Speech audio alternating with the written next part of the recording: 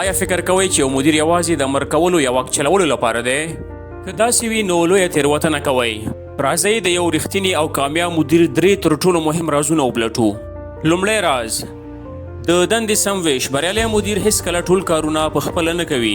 هغه هره دنده د کارکوونکي د وړتیا له مخې مناسب شخص ته سپاري، ځکه مناسب شخص ته د مناسبې دندې سپارل د چټکتیا او بریا تر ټولو لوی راز دی. دویم، اغیزمنه اړیکه. یو ښه مدیر یوازې د دیکتاتور په څیر امرونه نه کوي، بلکې د خپلو کارکوونکو ستونزې په احترام سره اوري، نظرونه یې مني او هغوی ته الهام ورکوي.